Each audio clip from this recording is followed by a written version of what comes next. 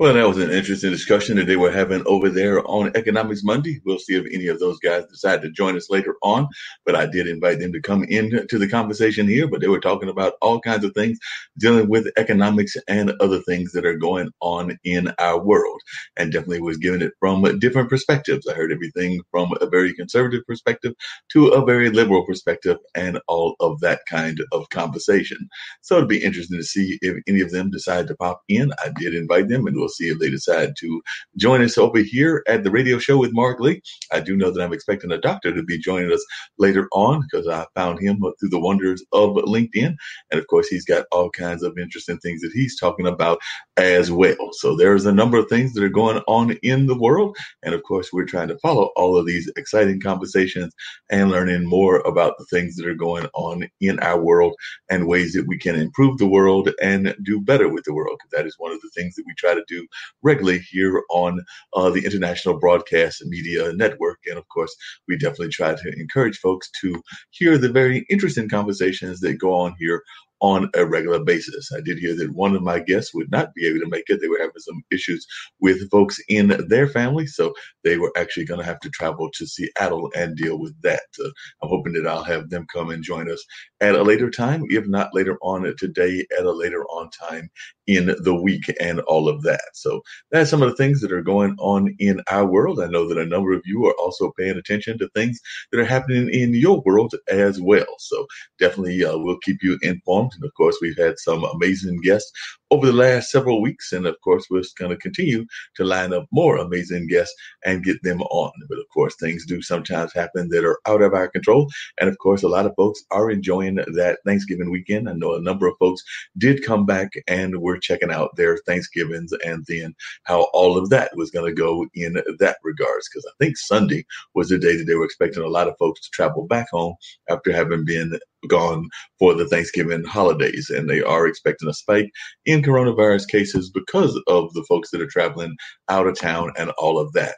I know that over the weekend, I went with my younger brother, my two nephews, and we went to visit mom. So it was the five of us. We spent 2 days up there and had a very good Thanksgiving visit. Definitely enjoyed time with mom as well as my nephews, as well as my younger brother. And of course, we definitely had some great conversations. Of course, we were talking about things that are going on in the political front as well. And we were checking in a number of things that were happening in that regard. So definitely we were trying to see our own opinions about things in that regard and what folks might be thinking as they were having those conversations. And of course, we've been paying attention to some of the folks that have been selected for the cabinet of Mr. Biden as he prepares to be the next president in January of 2021. So definitely a lot of folks are paying attention to who he is picking for his cabinet and all of that. So we are definitely paying attention to that in the family gathering. And of course, I did learn that my nephews have some favorite video games. I believe one of them was into a game called Brawl Stars or something along that line. And then, of course, another one he told me is more into a game called Siege. And I believe he said they're both into Roadblock and a game that Jutopia taught me about, which is Among Us. So they definitely are fans of Among Us as well. So definitely we saw all of that, and that was very good conversation that was had. And we definitely enjoyed talking to family and paying attention to what was going on in the family, including a new one that might be coming into the family history and all of that. Found out that one of my cousin's kids is going to be expecting a kid now as well. So, you know, those generations just continue growing and growing. And of course, that'll be, I believe that my aunt now will be a not just a grandma, but a great grandma. So that's always interesting. And that means my mom will be a great grand aunt. So definitely, you know, the generations continue to go on and things of that nature. And of course, a number of folks are paying attention to folks that are young and trying to see how all of that is going as well. So definitely a number of folks are paying attention to all of that and trying to learn more and more as to things that are happening in their life. So definitely paying attention to all of the things that are going on in the world. And of course, I'll bring you up to date on some news items as well. But this is the radio show with Marc Lee. And like I said, I am expecting some guests to come in later on. One of my guests did call and say that unfortunately they had some family situations that caused them not to be able to make it here for the show and all of that. But we're going to stay in touch and keep informed, and hopefully they will be joining me, Dr. Harrison, and some others later on. I'm also reaching out to some others to see if they can join the conversation as well. But definitely, if you're interested, I can send you the link as well, because we're always interested in having folks that are interested in talking about a number of issues around the world and all of that, because we do know that a lot of folks are paying attention to what's happening in not just the world, but also the state, the country, and even in their local communities. As a matter of fact, I just heard some sad news when I went to the store, and the young gentleman there had told me that he had lost one of his kids to a drive-by shooting and all of that. And I think he said that happened. I want to say he said that was yesterday. And the young 15-year-old was killed in a drive-by shooting. He thinks it was gang-related or something along those lines, but he did tell me that. And he was actually just getting off or going to his second job, because he was working 2 jobs. So, a lot of folks are dealing with a lot of struggles, whether it's COVID, whether it's things that are outside of our control, like things that are going on in gangs and violence and all of that.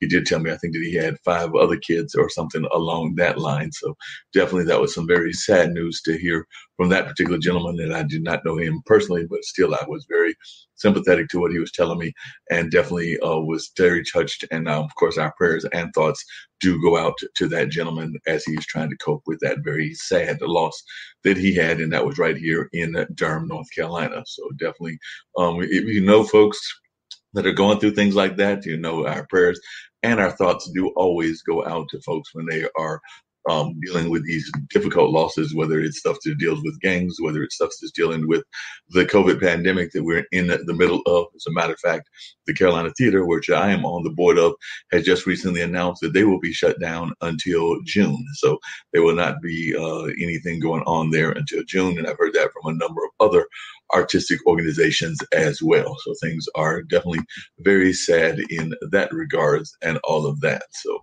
definitely, I know a number of folks are also trying to pay attention to what's going on in their own personal lives with their own finances and all of that, because these are some very difficult times that we are in the middle of and all of that. So definitely, we can definitely understand that folks are very sad about what is going on in the world and how we are coping with what is going on in the world. So definitely, we are very much dealing with these very touching issues that are going on and all of that. And of course, we did have some very heavy winds and rain yesterday and all of that. So definitely a lot of folks were paying attention to that. And don't forget that on Wednesday, the online dinner party will feature a second education summit. If y'all will remember, we had Nancy Sulla who was on, and she gave us a great amount of educational pioneers.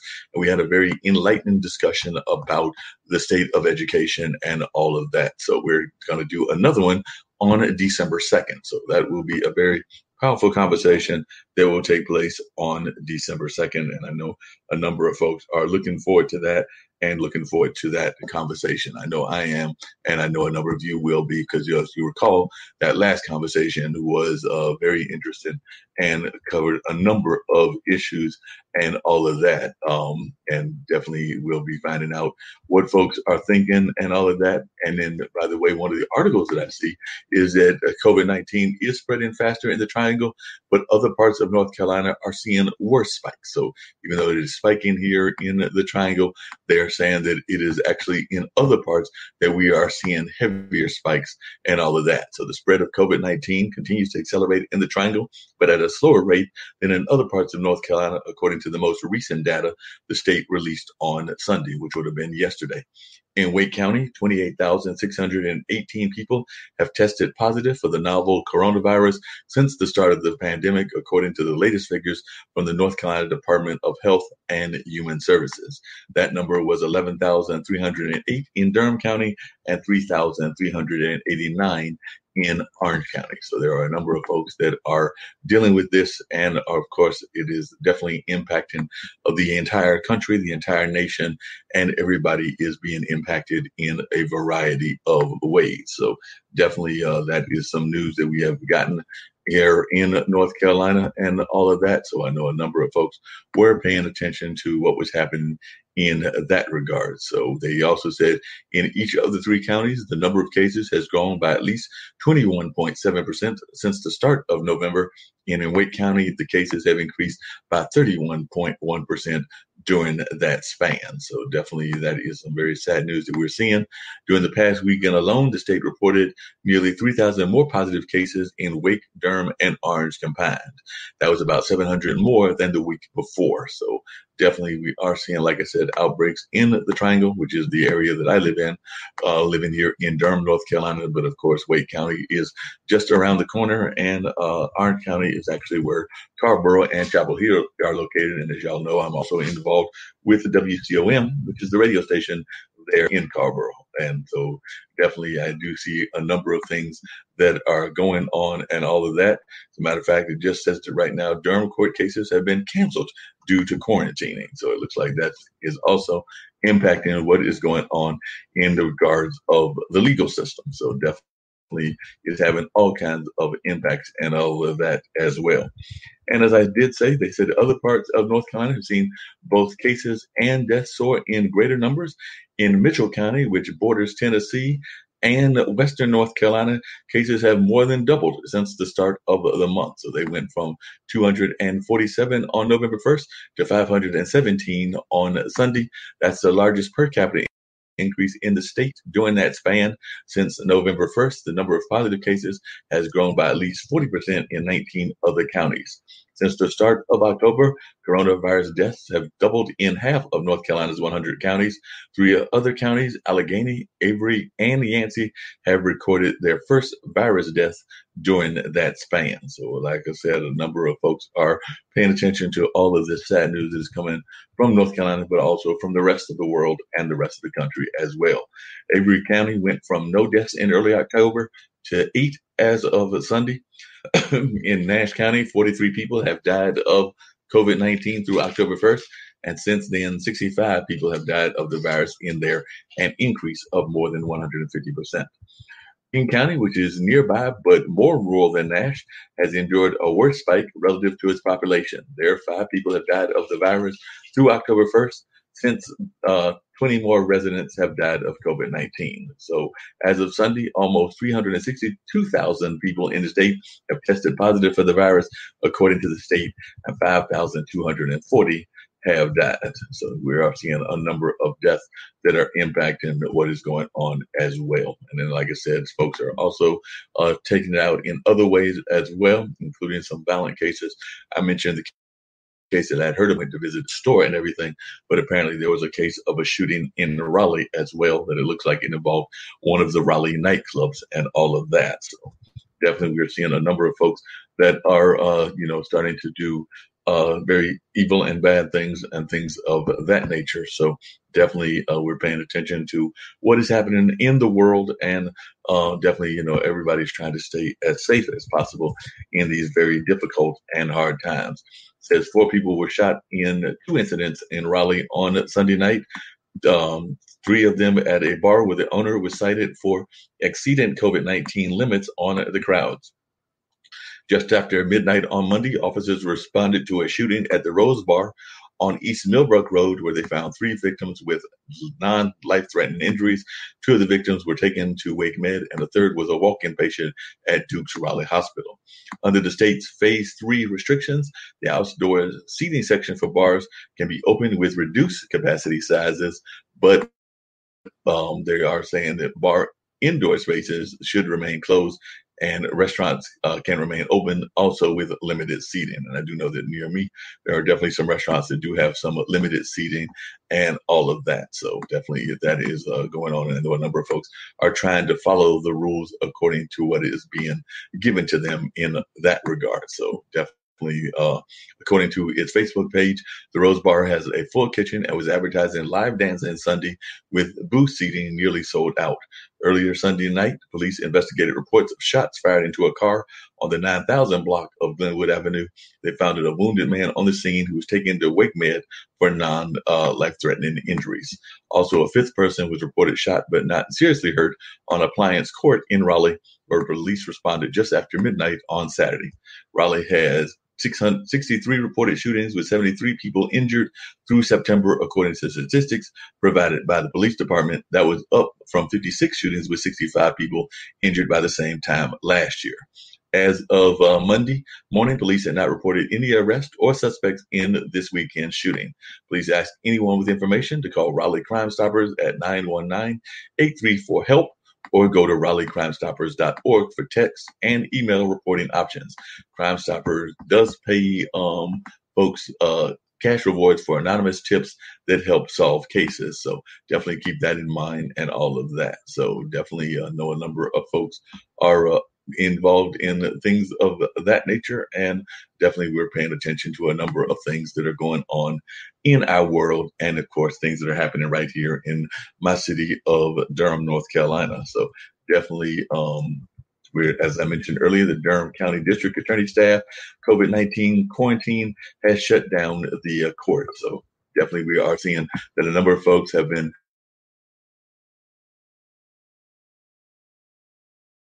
shut down by the court in our community and with our community. So we are definitely interested in learning more about what folks have to say, what's on their mind, and a number of other things that are happening in the world. So definitely I'm going to try to, I think I heard a beep in there, so there may be a guest get ready to join us and everything.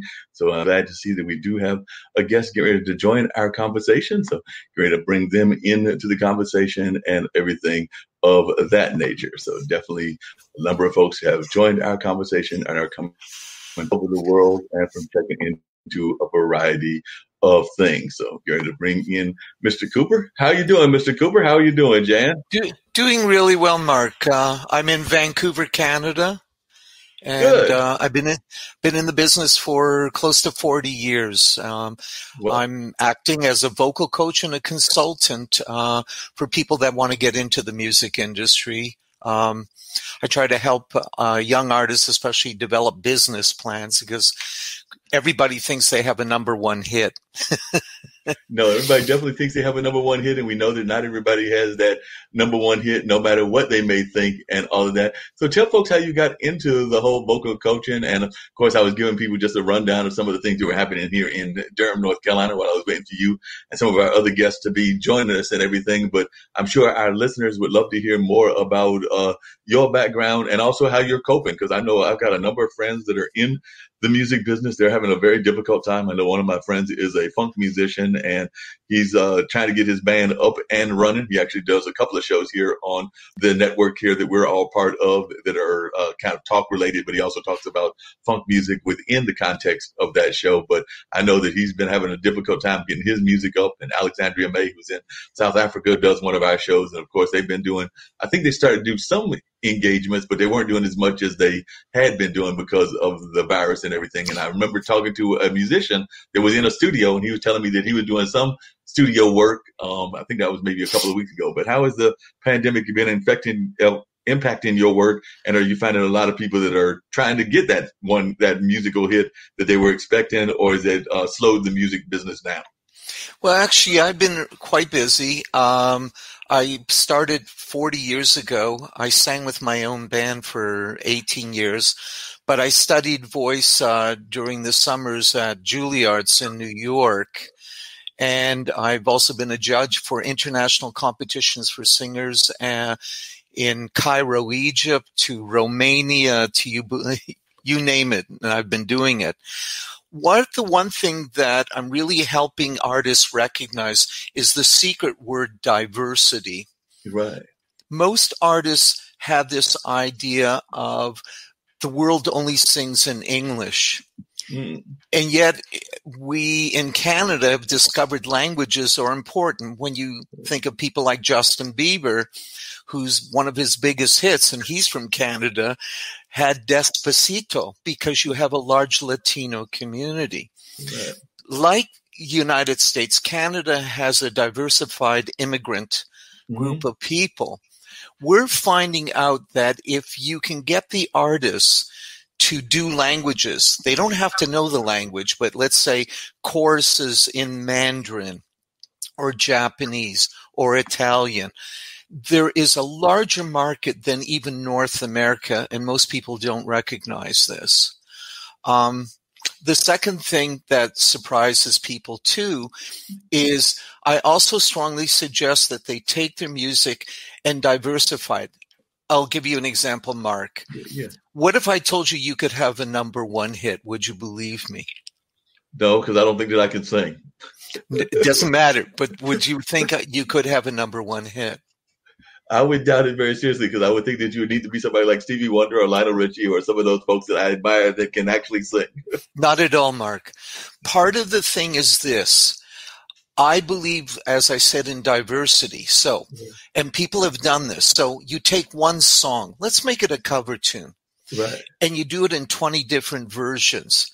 You put it as a rock version, a jazz version, a country version, 10 different styles. Now you've got 10 different radio stations or exposure, okay? Right. Take the same song and put the chorus in Spanish, Mandarin, Italian, German, French. There's an old expression, if you throw enough shit on the wall, something's going to stick, right? Right, yes. Too often artists are caught in, okay, I'm an R&B artist. Right. Okay, well, we see that on The Voice. We see it on American Idol. But what makes you unique? What is your branding? What is your merchandise? Who's your audience? And quite often they don't have that. They're writers, which is great, Right. but they don't have a business plan. And that's one of the biggest problems. Yeah, it's interesting you said that, because I know that a good friend of mine, Ron Thomas, who's a person involved in finance world in Dubai, but he's originally from, I believe, the New York area, but he's a friend of my buddy Shree's. And he oftentimes talks about the fact that people are always coming to him because he's like a money management kind of guy and everything. And they're always wanting him to like give them like the money to do the next plan. And that's the first question he asked them, is including like some of his friends and relatives. He asked them if they've got a business plan. And you're right. 9 times out of 10, they have no business plan. And that's even one of my arguments within show business. I know that it's called show business for a reason. And a lot of people, like you said, they've got the show down pat. They know the show like back front to end and everything else, but they don't really have the business side. So I know a number of folks that are like that. They don't have the business side. And you know what it is, Mark? When I talk to young artists coming up, I say 2 words, music, business. Which Right. word is bigger? They figure it out. Yeah, business is the bigger side. So it's not that I'm mean about it. I've gotten sub-publishing agreements with Warner Chappell in Brazil. Wow. I've gotten deals for artists from the U.S., sub-publishing with Universal in Poland. I've gotten deals. One of the biggest markets that you would never think about for North Americans is China. Right. Wow. Okay. Yeah. But what's interesting, and please, if your listeners are listening, please don't take it as a racist statement. But if you're black or you're white, you're still a novelty in China. I've been to China twice, and they're singing Western songs. I'm walking down in Beijing, and they're singing a Taylor Swift song. Right. Okay. And we, being white or black, Right. are still unique or novelties in Asia. Still. Yeah, still interesting. And the interesting thing about that is that there's a whole style of music that has come out of Asia that is incredibly popular. That whole K-pop movement is very popular. I know there's a young lady that works at a restaurant who is of Asian descent, but she works in a restaurant near here that's an Asian restaurant, and she's always telling me about the latest K-pop artist. She's oftentimes playing the K-pop artist, and I know that there are a number of young people that are totally into K-pop, and that's like their style that they're totally into, and that's coming straight from the Asian market. But here's what's interesting, and I'm trying, and maybe you can help me. I'm trying to put a North American K-pop group of kids together. I've got K-pop music in English. Oh, wow. So if you know of any young people, I would like to put them together and work with a dance school as well. Okay. And we do Yeah, it because I by know some. Zoom. Yeah, I know some dance schools that would definitely be interested in. Definitely, like I said, she's been talking about doing a K-pop radio show because, like I said, she's a big-time fan, Miss Nana, of K-pop and everything. So I know that she's definitely been talking about doing a radio show of some sort. It might be the more traditional podcasting version. You mentioned that you've done some of the judging with the music and contests and everything, and Yes. you earlier talked about The Voice, and of course, I was watching an ad yesterday for The Masked Singer, and these kind of shows are incredibly popular. Have you found that and I actually used to work with a group called the Road to the Apollo, which is we would take the winners up to the Apollo Ah, and all that. So, and then we would have those winners perform at the Apollo. And some of them did fairly decent. They made it into certain rounds and everything. And some of them have gotten TV contracts and things along that line. But I was just wondering, do you find that those shows are good for breaking into the business, or do you think that they only work on a limited basis? Because, like I said, you've judged a number of them. With yours sound more of the professional variety, but I was wondering what your take is of those reality shows. I have a problem with them on the basis as the judges don't have a large percentage of the vote.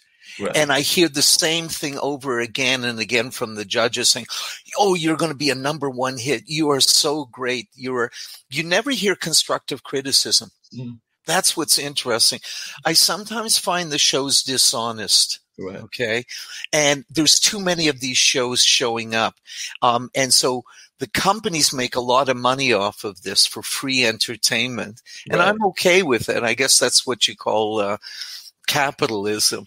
But the problem is it's a very small percentage that do make it. And here's the other thing that bothers me. Those judges are in positions to help many of these artists. Right. Have you heard of any of the judges taking these young people on tours or helping them with the writing? So there's so much more they could do for these artists, but they don't.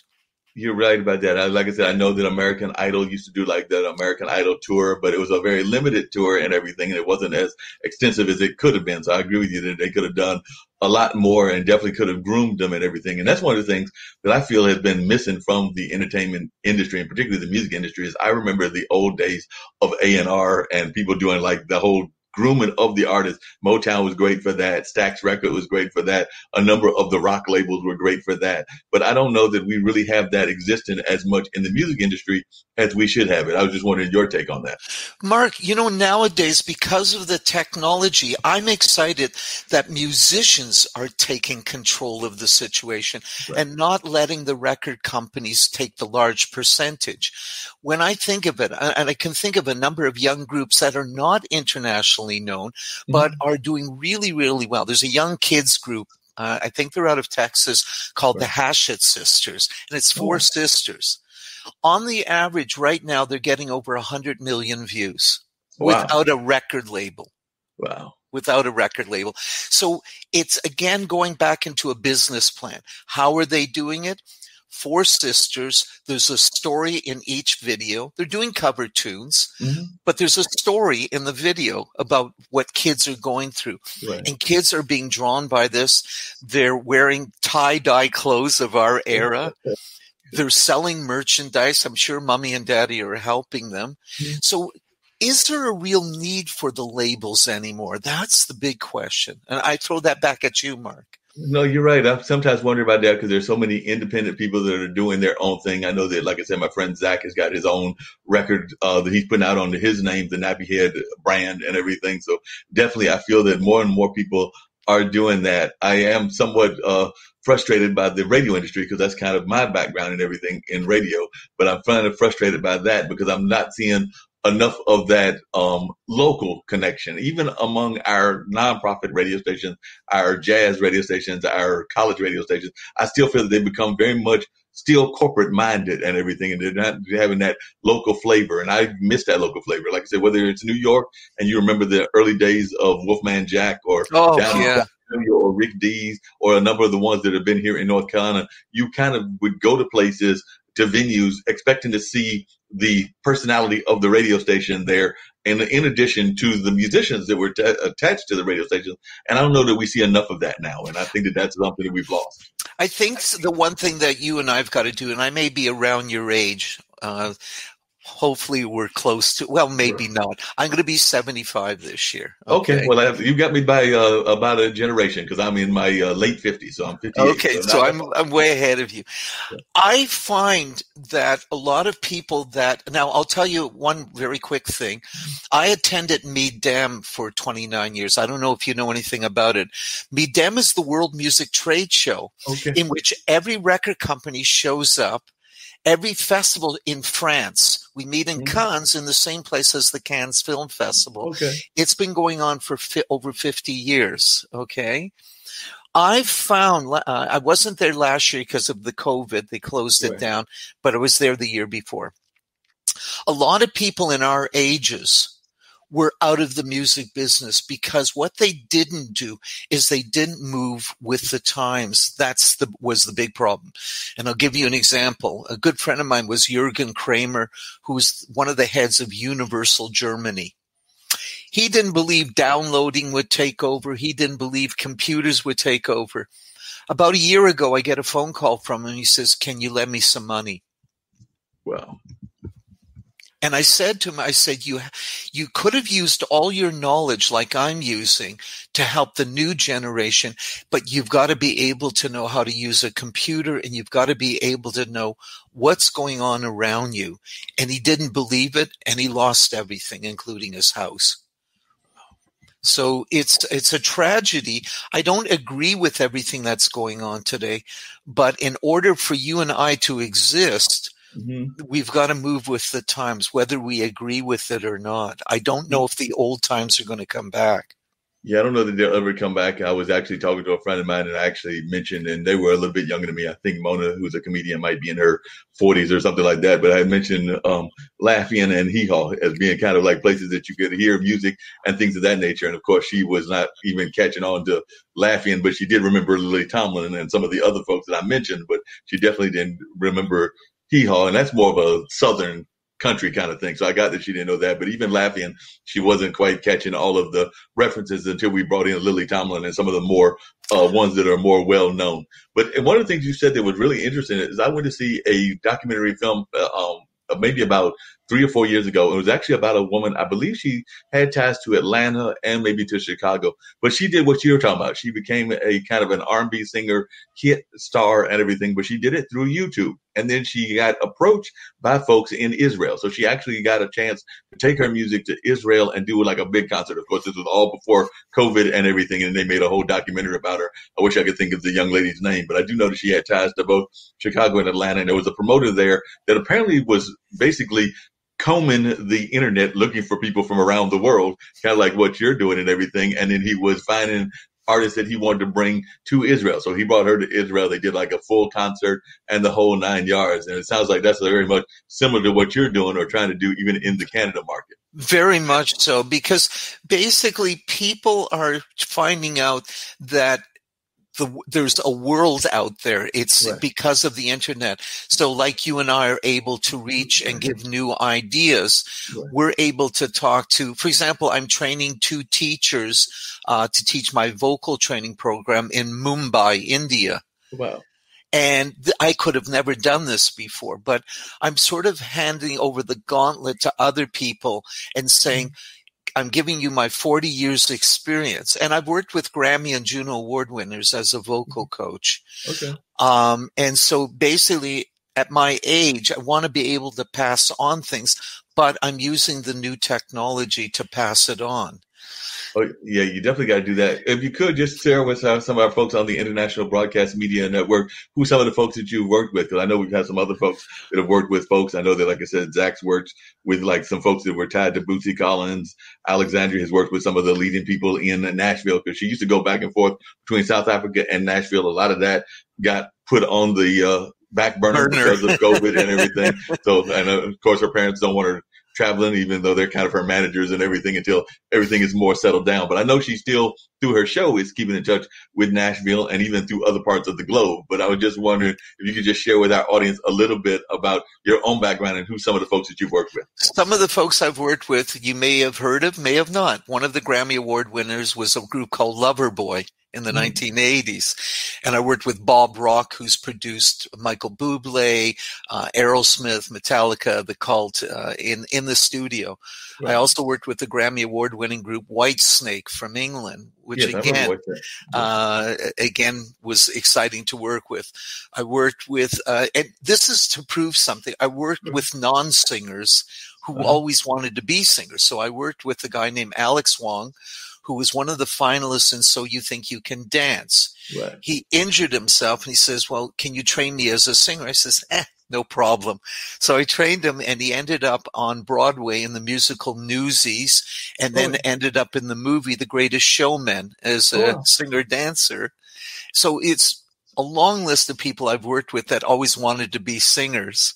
And then I worked with European groups called Us Five, which was equivalent to the Backstreet Boys. Okay. And they were the #1 boys group in Europe. So I've worked with a long group of people over the years, but those haven't been the important people. It's the average person that has a dream to be a singer, and that's who I like working with. They're much more fun. And very secretly, as a joke, in 1993, I was in New York as a guest at a vocal workshop, and I was approached by Barbra Streisand's laryngologist to maybe work with her in California. Wow. And I said no. And he said, why would you say no? I says, it's very simple. Every time I would tell her to do something, she would remind me, do you know who I am? so I didn't need to work with people with major egos. So that's just a few people I've worked with over the years. No, that's a lot of sense. And I know that sometimes working with the folks that don't have that fame or anything are some of the best folks to work with. I know that some friends of mine are actually connected to our local churches, and some of those are the best folks I know that are some of the musical directors in our local churches and things of that nature. And oftentimes they're just trying to get the message out of whatever the worship songs are and things of that nature, but not all of them. There are some, like, of course, the Shirley Caesars and the John P. Keys that have gone on to national and international fame. But a lot of them are just content with having that small audience within the church grounds of whatever church they belong to and things of that nature. And I imagine the same thing in Canada. You probably work with some church folks that are just... More than that, actually, you'll laugh. It came from the United States. In the 1960s, I went to Eastern Michigan University because I'm originally from Toronto. Mm-hmm. And in those days, I sort of dated Diana Ross's sister, Rita Ross, from the Supremes. And on the weekends, she would take me into the black churches in Detroit. And so, and I took her to Toronto, where my cousins owned the theaters there, Prince of Wales and the other theater. So my foundation is really R&B music, even though I'm from Canada. And when I came to Vancouver, it was a shock because it was rock and country.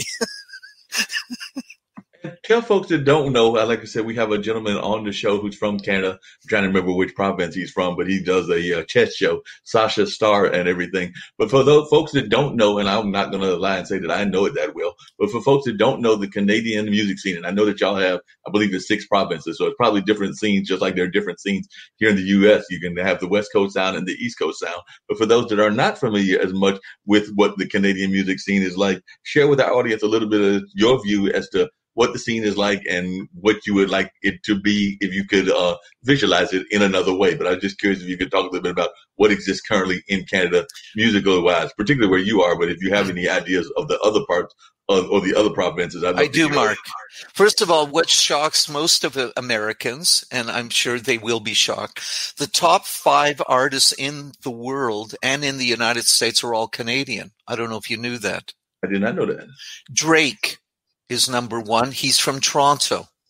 Justin Bieber is from Stratford, Ontario. The Weeknd is from Canada. Okay. Alyssa Cara is from Canada, and Shawn Mendes is from Canada. So what we have in Canada is this, and I think this will shock you. The Canadian government supports contemporary artists. Not fine arts, but contemporary.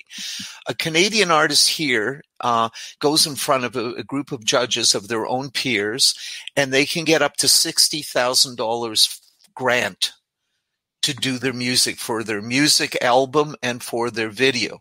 Example, Sarah McLachlan, who's from Canada, her first album says Factor. Factor is a government grant to support Canadian artists. So is there things that I'd like to see changes? Not really, because Canada really supports its artists. Vancouver is a center for it. Michael Bublé is from here. Nickelback is from here. I mean, there's just a long list. And one of the top jazz artists is from Canada, which is Diana Krall, who is from Victoria, BC, British Columbia. So when you're asking me, I think we're, for a small country in relationship to population of only 35 million, I think we are really different than the U.S. market.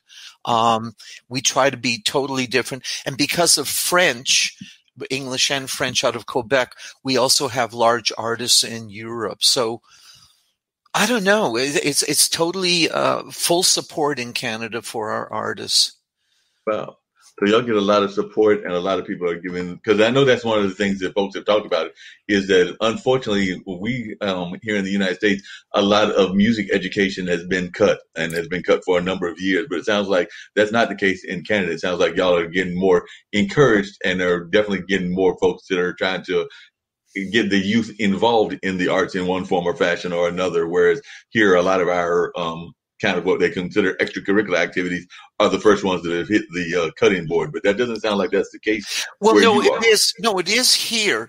But what I'm talking about is beyond the high school and university. We're really promoting the individual artists like you are that are struggling. And so we evaluate their music, and they'll get a $10,000 grant or $12,000 grant. But like your schools, they've been cut back. So my brother and I, who both teach, have, first of all, been working with First Nations because they've been hit the worst. So they've allowed us to come before into the First Nations reserves, and music is therapeutic for their children. Oh, no. And we're saving lives that way instead of them committing suicide. And you're very right. And that's very much an important part of my own family background. I've actually got a cousin that moved to Canada. I believe he's in Toronto, if I remember correctly. He's in Toronto or Vancouver. He actually married one of the Indigenous women from Canada. And I have some roots in the Indigenous community in addition to the African American community. But he moved up there to marry a woman from that area. And I know that he's involved in terms of making like belts and things of that nature. So making indigenous fashions and all of that. But his sisters, and actually one in particular, my cousin Verna and her husband, are very much into the whole powwow circuit. So they travel around the entire nation doing the entire powwow circuit. And you're right. She even has her own dance school in Hollister, North Carolina. So she's very much about trying to let folks learn about this rich culture that exists from the indigenous community, which unfortunately is not known as well outside of the indigenous communities. I mean, it's very popular. Very much so. Very much so.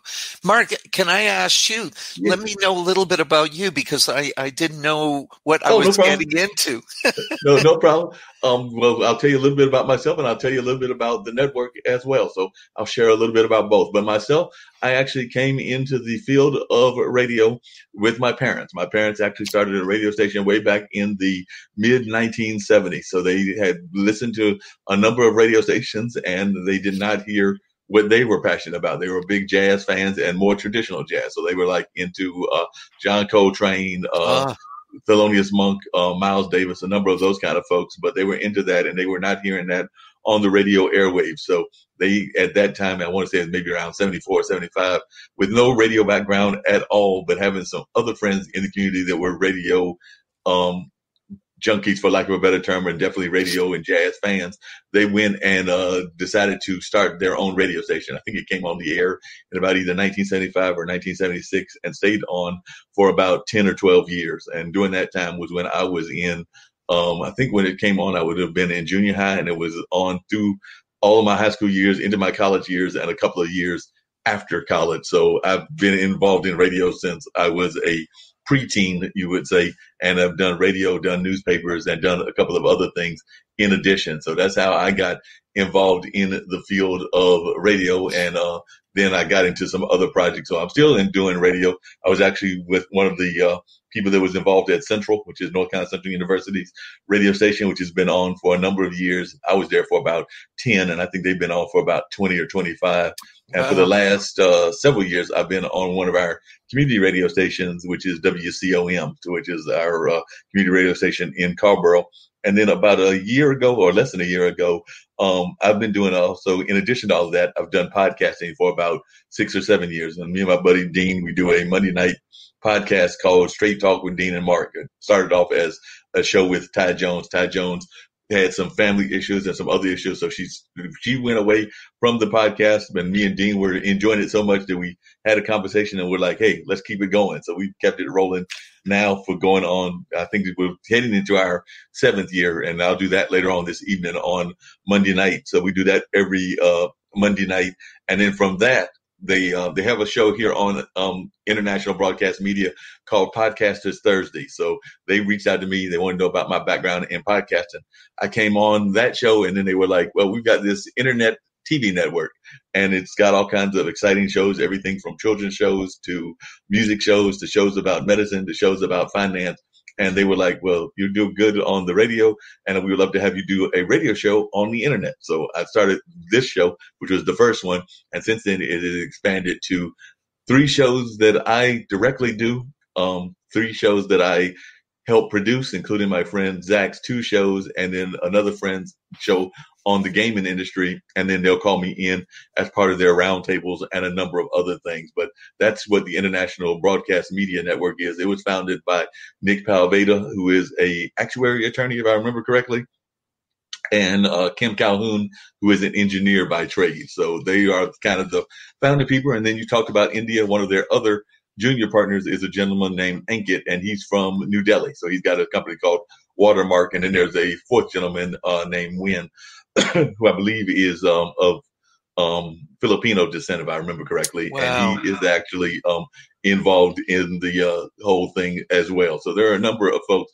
that are part of the network, and they've got folks, excuse me. Go ahead, Mark.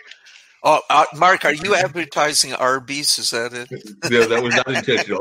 Not intentional. Just where I happened to go. But so they got a little free advertising. But in addition to myself, they also have a gentleman named Brandon Scott who does a show on travel. And he does a whole show on travel where he gives travel tips and travel things of that nature. They also have a gentleman from Nigeria that does a show called Mind Closet, which is like he's got a spiritual background, but he also talks about some of the hard-hitting issues that are going on in Nigeria. Like, for example, they've been having their own version of Black Lives Matter with their police force, which, of course, is a whole different context because here it's more not to make it stereotypical, but a lot of times it's white cops on black youth, but there it's black cops on black youth, but it's still an issue of the class and the caste and things of that nature. So they've had conversations around that, and that's on his show. And then there's a show called Talking Upstream, which is a group of folks that are writers, and they actually create like comics and TV shows and different other things. And they basically are whiteboarding the show. So you get to watch them go through the creative process, and they do that every Sunday afternoon. And then, like I said, my friend Zach has his funk music, the Funk from the Front Seat, which is him having conversations with various funk musicians from around the country. And he does that on Saturdays.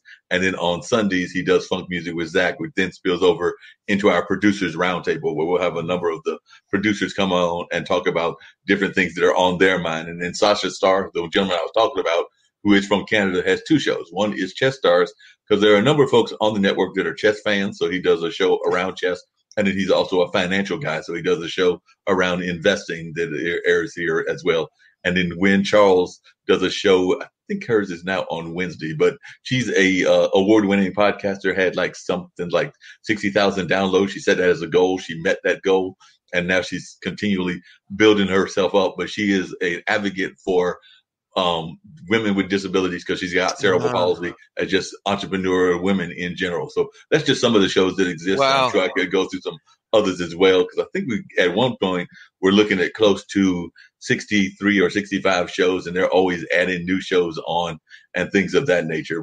And like I said, I know earlier today they were doing Economics Monday, and they have some award-winning economists like David K. Johnson and some others that have been part of the network, and they come in and give their insight. So that's kind of what the international broadcast media, which I've now been a part of for a while, is about. But and that's a little bit about my own background. And like I said, in terms of college, I went to Marquette University in Milwaukee, so I know a little bit about that cold area of Canada. Don't know a lot. And a good friend of mine, because I've worked for a company that was a testing company called Measurement Incorporated, and one of my good friends, her and her husband are actually. I think that she's definitely from Canada. I think the husband is as well, but he does consulting work. But they live here in North Carolina now. But they will sometimes go back and forth to Canada. So I know a little bit about Canada, partially because of friends and partially because of like that cousin that lives there as well. But not Mark, as much as I would like to know. Anything I can do to contribute to your show, I'd be glad to do that. I'm always looking. One of the things that I've been talking to young people, especially parents, about is scams. Right. And some of the biggest scams probably won't shock you, but here's what's happening in our industry that you should, not you, but we should feel ashamed of. What happened is, as you know, with the cutbacks, a lot of guys that used to work for Warner, Universal, and Sony in the United States and here in Canada, decided to set up their own recording studios. Mm-hmm. So they turned and basically, and including this, which I can add. Do you remember Lou Pearlman? Yes, I remember the name. Uh-huh. Okay, Lou Pearlman was the founder of the Backstreet Boys, and he's running a scam and ended up in jail for fraud. Wow. Okay, and I met him, and you could smell scam all the way. And he was running these competitions promising the world. Well, now what's happening, the guys from the majors have set up their own studios, ran into a young family, a young girl, 17 years old. Luckily, parents had a lot of money. I think they were from Atlanta, and they owned a medical clinic. They had spent $150,000 on their kid with one of these jokers who's saying, hey, I'll get you the best producers. I'll get you the best arrangers. I'll get you whatever. By the time the dust settled, she came out with 2 songs. Wow. Okay. 2 songs. Wow. With the promise that they were going to do all this because they used to work for Warner or they used to work for Universal. And that's what's going on right now in our industry. The older guys in the industry who got dropped are now running scams because they can claim, hey, I did this with Cher or I did this with whoever. And that's what's going on. And it's something that I'm sure even in your podcast, parents would like to hear about, because I've run into this several times. Wow. Yeah, and I'm sure our audience would definitely love to know about that. And we do sometimes talk about things that are definitely concerning to people, both on the scam level as well as a number of other levels. I know that Catal has even talked about some of the scams that folks are running in terms of like credit cards and things of that nature. And now folks are oftentimes catfished and a number of other things. So we definitely have tried to make sure that people are aware of any of the scams that exist in the music industry. And I even know that a friend of mine actually let go of somebody because he found out that the person wasn't necessarily promising as much as they claimed that they had the clout to do. So like I said, they thought that they were claiming that they had all this clout. Mark, what surprises them, I give them ideas of how to get things done for free. And they go, are you joking? I says, example, do you have a recording school in your city? And they said, yeah. I said, recording engineers are looking for projects to get grades. Go in. Do you have a video school in your city? I got a video school in Vancouver to do my promo video. So there is resources that they don't understand, that if they don't have a lot of money, they don't have to spend a lot of money.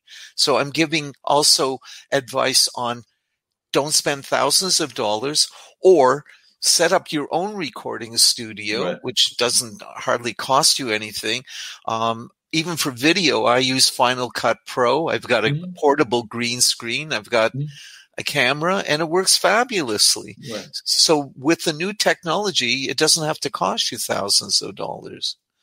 Yeah, not at all. What are some of the other things that you've been surprised that folks don't know about the music industry or about things in general? Because you're right. I know even Jazz McKelly, who was on one of Zach's shows, was talking about what you're talking about. She basically does a lot of her recording. She is an R&B singer, but she does a lot of it in a very small recording box and things of that nature. And she doesn't have thousands of dollars of equipment, and she's able to do it with her guitar and it's one little box. I can't remember the name of the box, but Mark, it's not.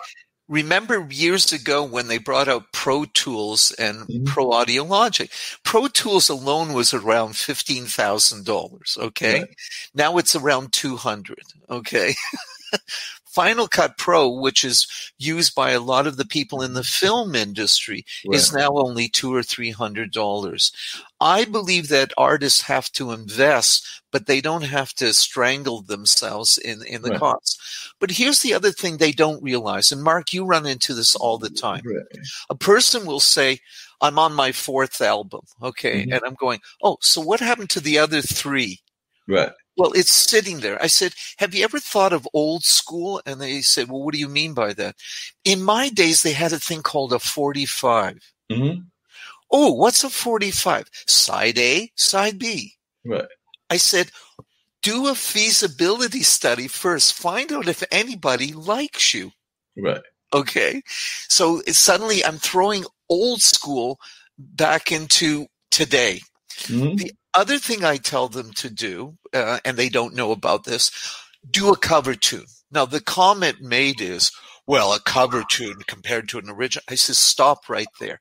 Number one is, it's hard to take a cover tune that was a number 1 hit and remake it into your own style and your own thing. Okay. That's more difficult. Second thing, you can cover a larger population. And they say, well, what do you mean by that?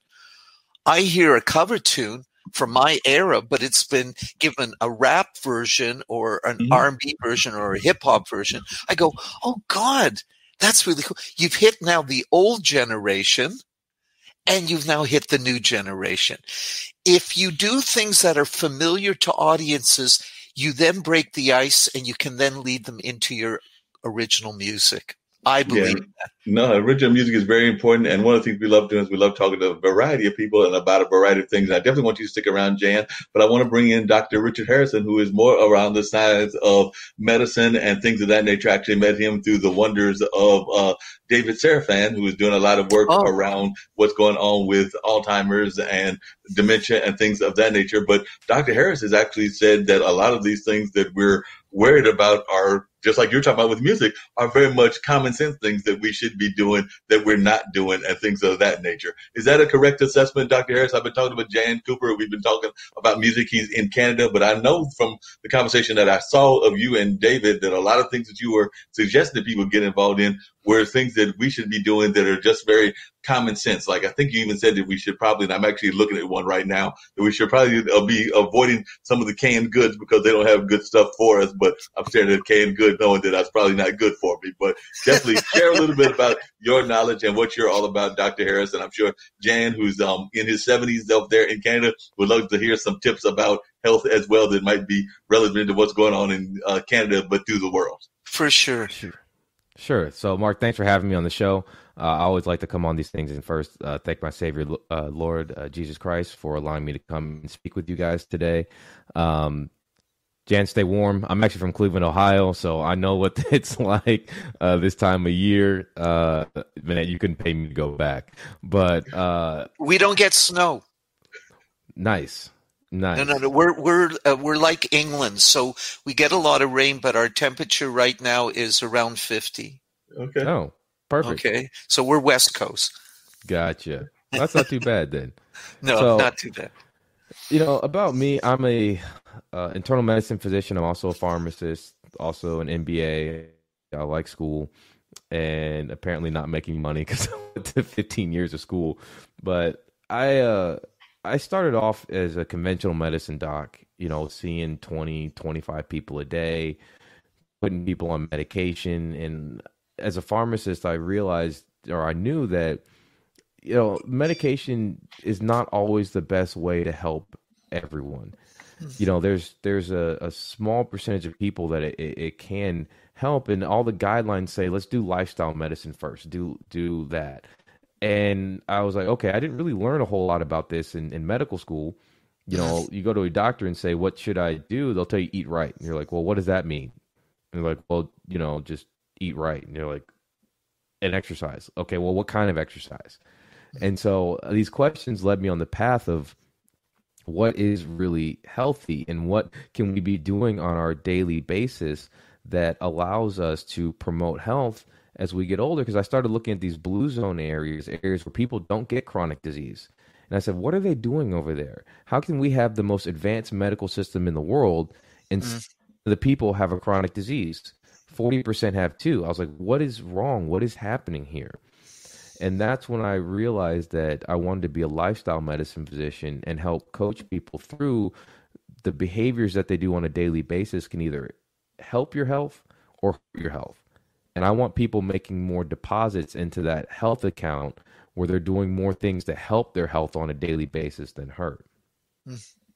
Now, that makes a lot of sense. And what are some of the things that you think that we're doing the most wrong? Because like I said, I know I mentioned something that you had mentioned about the cans and a number of other things, but I was just curious as to what some of the things that you feel we should be doing. I know one of the things that me and Jan were talking about is the importance of staying engaged in a lot of different things. Like we were talking about music, and he was actually asking me if I could sing, which I don't think I can, but he was saying that I should go ahead and try to get that one hit wonder and all of that.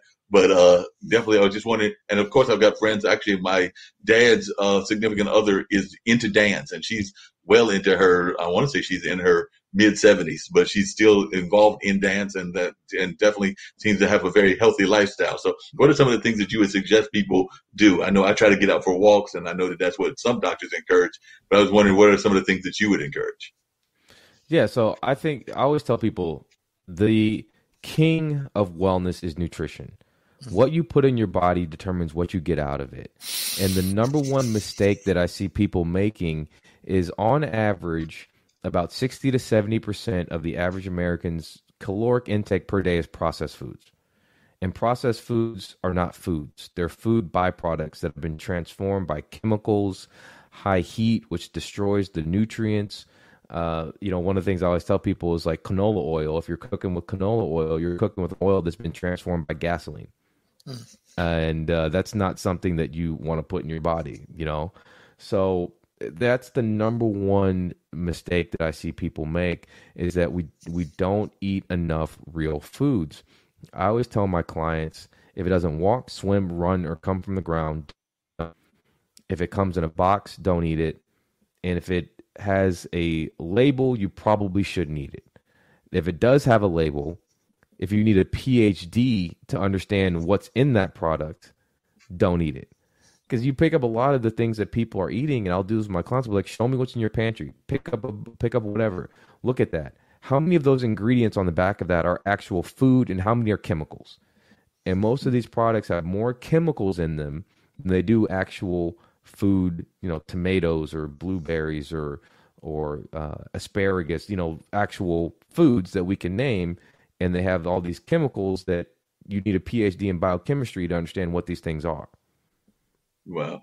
So it sounds like, and I know we've had a couple of doctors here on the international broadcast media that have talked about this, because I know one of them is a big fan of, and I'm probably going to mispronounce the name, quercetin or something like that, but I know it's a supplement that he's a big fan of. But it sounds like, in your mind, a lot of what we're facing, even with the COVID pandemic, if we would have better health living practices, we probably could deal with maybe not so much finding a cure, but at least finding a way to better stabilize what's going on. If we all just had a better kind of like nutrition plan with what's going on with the pandemic. Was that a fair statement, Dr. Harris? Absolutely, because you look at the biggest risk factors for COVID is which 80 and 90% of obese people. It's cardiovascular disease, which 80 and 90% of cardiovascular disease is preventable. It's low vitamin D, which 42% of the country is vitamin D deficient. It's diabetes, which 80, 90% of diabetes is preventable. So all of these conditions that we're plagued with most of these things and most people are preventable conditions, and that's always based upon lifestyle. Now, genetics does play a factor, but unfortunately, most people were told, back in the day, that's all about genes, genes, genes, genes, genes. You're just destined to get it, and that's not true. What I always tell people is nature loads the gun, nurture pulls the trigger. So your genes can make you predisposed to something, but how you interact with your environment, what your behaviors are, what you eat, that can determine how those genes are expressed. Are they expressed in a beneficial way, or are they expressed in a harmful way? And, I think a lot of what we're seeing with COVID is the fact that America's a very sick country. We spend 18% of our GDP on healthcare. That's double what other comparable economic countries are. We have double the rate of chronic disease. And so if you look at that, we're just ripe for any type of health disruption from a infectious particle, because we know that obesity is not just a cosmetic thing. It's a serious medical issue where you get serious medical complications. You are more at high risk for infections, hypertension, more high risk, diabetes, all of these things. So if we were able to change the way we treated some of these conditions, if we focus more on prevention, that could keep something like this from happening again. But I have a question for you, Dr. Harris, and I've had actually a long discussion about it. In our province, in British Columbia, actually, we were the ones that also started Greenpeace, actually here on the West Coast. So we're very attuned to what you're talking about. But I have a major argument. We have a lot of organic food here, okay, or they claim it, a lot of the stores, and they charge double, triple the price because they say they don't use fertilizers, they don't use chemicals. And I've had a dispute about that. And my big dispute is this. You have two farms. One's organic, one is not, okay? You also have a water base. Are you telling me that the organic farm is not getting some of the acid rain, which we have in the sky all over the world, and on top of that, the water table is seeping into the next farm? How can you claim that you have pure organic food and then charge double and triple the price, and you don't even use fertilizers or anything? I sometimes think it's a hoax. The main reason that a lot of the organic foods are a little bit more expensive is where the government subsidies lie. All right. So I know in the U.S., we subsidize a lot of corn, a lot of soy, and a lot of wheat. And most of that does not go into actual food. It goes into food byproducts, high fructose corn syrup. A lot of the corn goes into ethanol. I think it's only something like 10% of the corn that's grown in this country actually ends up on the plates of food that people eat. Right. And then if those farmers want to grow like blueberries or strawberries or something else, they can't. They lose their subsidies. So that's why a lot of those food products are a lot cheaper because of the subsidies. Now, too, you are correct. That the organic standard is just a group of practices that we're trying to do the best that we can. Unfortunately, now in this day and age, pollution is everywhere. Yeah. Right? It's everywhere. And, there was one study, I can't remember the exact number. It looked at the amount of people in the study that had Roundup, the glyphosate, in their urine. And that's right. I want to say it was like 80-something% of people tested in the study had it. I can't remember the exact number off the top of my head, but it was an astonishingly high number. So these pollution and products are everywhere. They're in our water. But that doesn't necessarily mean that we shouldn't do everything we can to mitigate it. If your body is able to and you prime your detoxification systems, you can deal with these toxins. You can deal with environmental pollutants. Our body had to deal with heavy metals from the time that we were first created. Right. So we have systems in place that can get rid of these things. It's just that most of the time these systems are overloaded because there's so many toxins in the environment.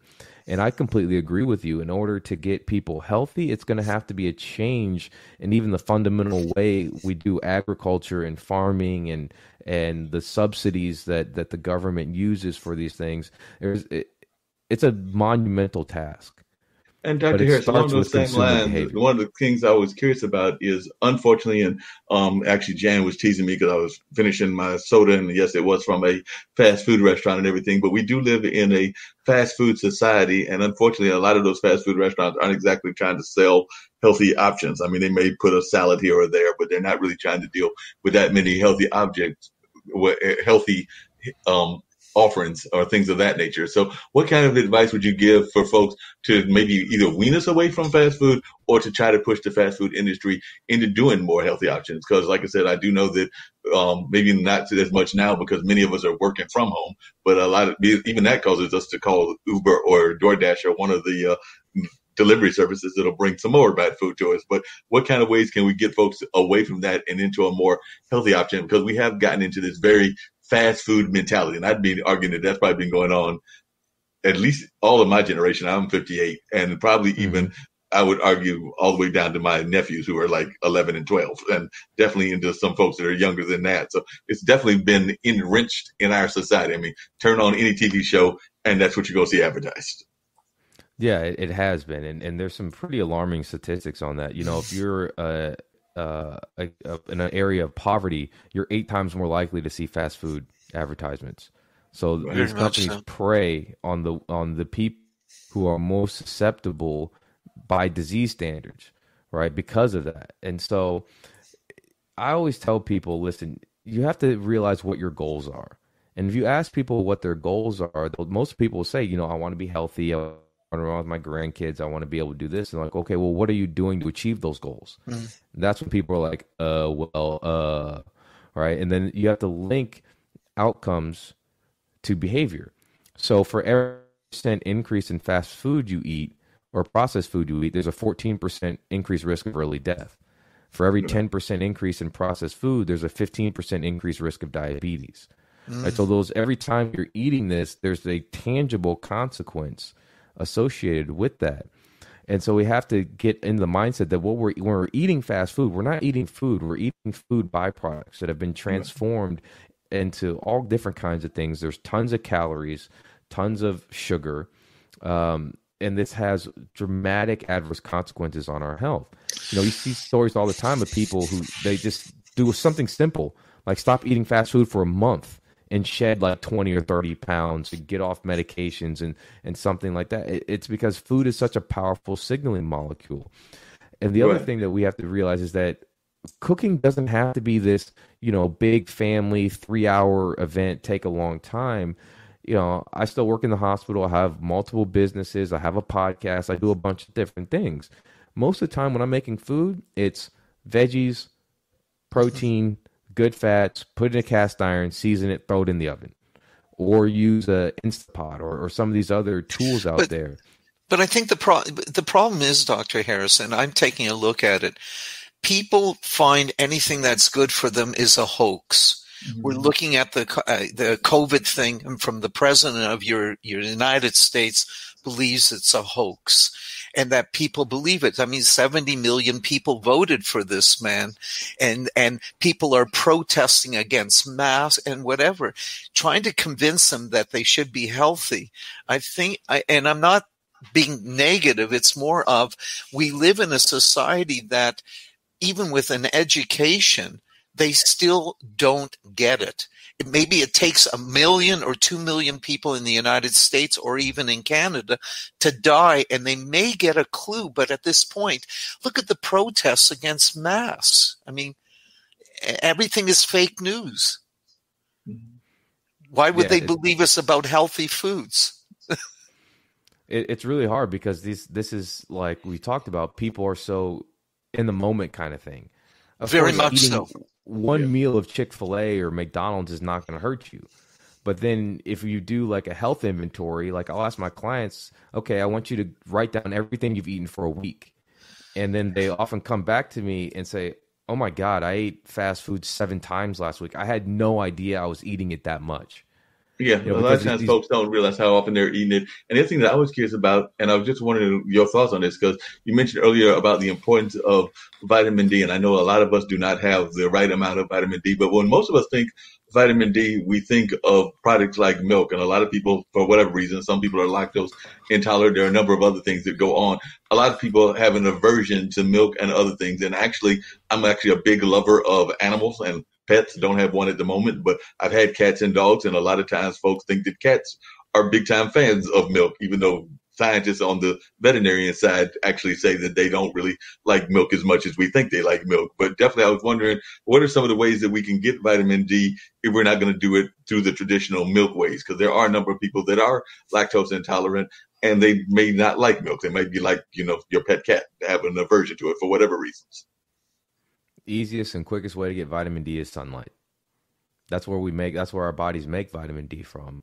The problem is, I did a podcast on vitamin D, extensive deep dive on vitamin D. The problem is at this time of the year, with where the earth is and the way the sun's rays hit us, we don't make very much vitamin D unless you're around the equator. All right. So a lot of people have to supplement more vitamin D in the winter. Some people up to 5,000 units a day in the winter. Do. Yeah, that's what I take. I take 5,000 a day. I take in the morning and at night. Mm-hmm. But it's very hard to get from foods. The milks are fortified with it. Some of the cereals, which are toxic, are fortified with it.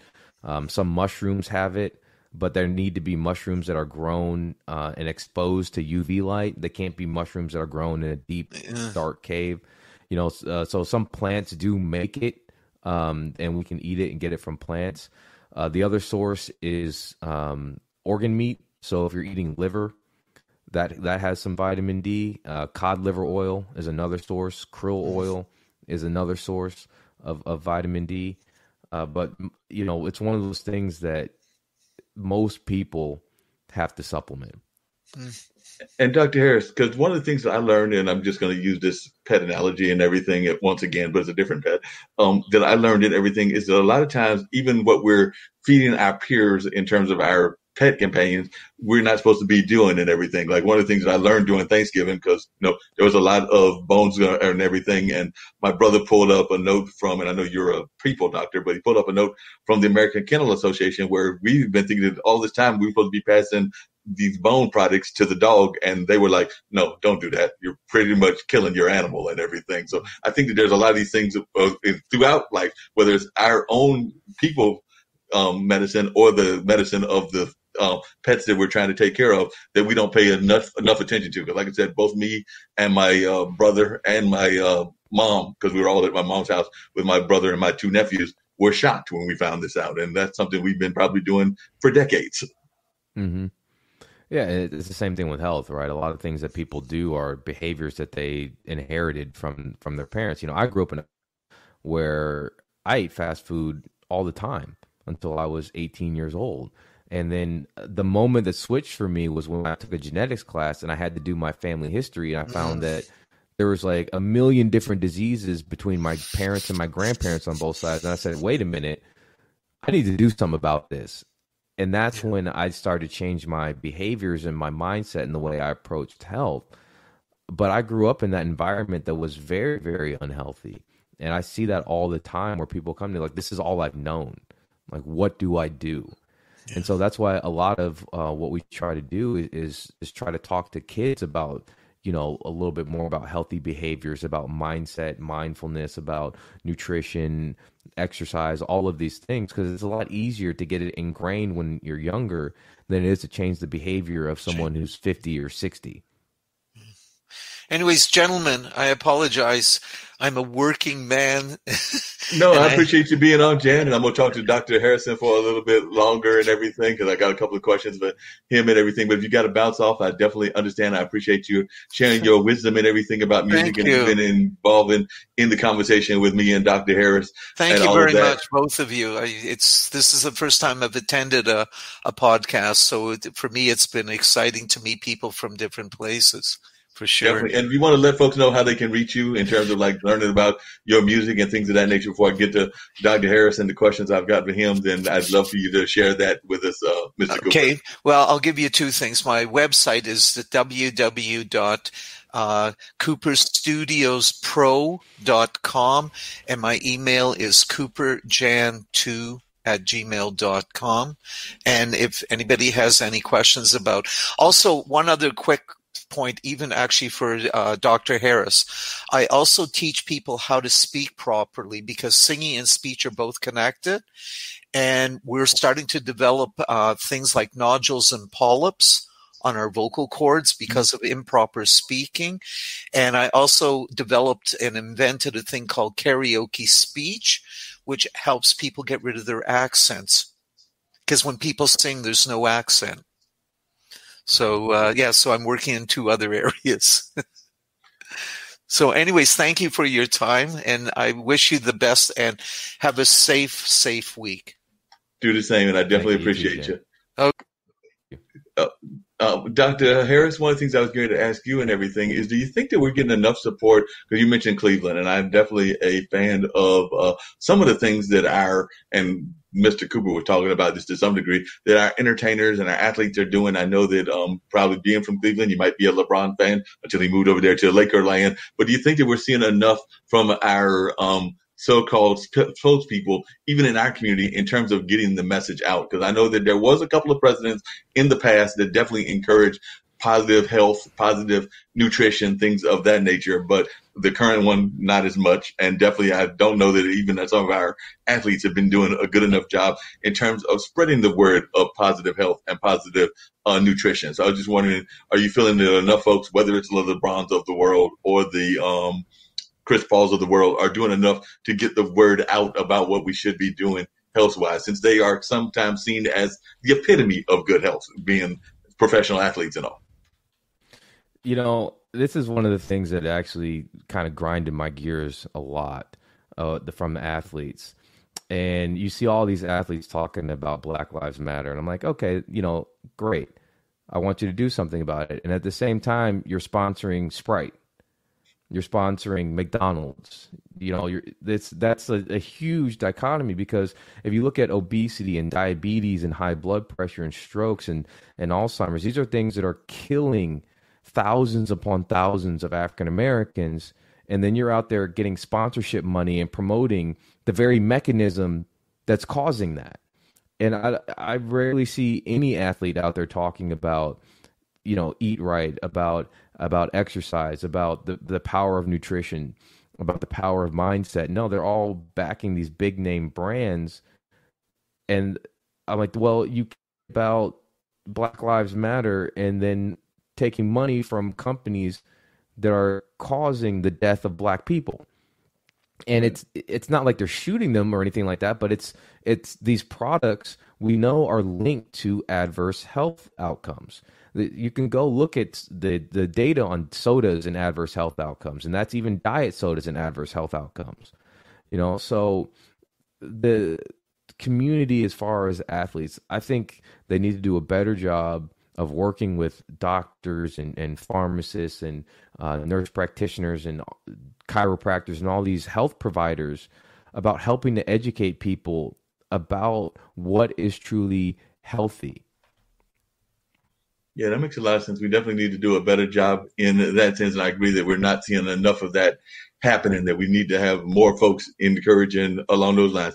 Now, you mentioned, and I know that David had mentioned it when I had him on last week, about the statistics of dementia and Alzheimer's within our community. But when I talked to a friend of mine from Las Vegas, who's actually a student of aging and health and a couple of different universities, she was feeling that there hasn't been enough data points about that yet. So I was just wondering, do we have the data that actually proves that Alzheimer's and dementia is impacting the minority community greater than other communities?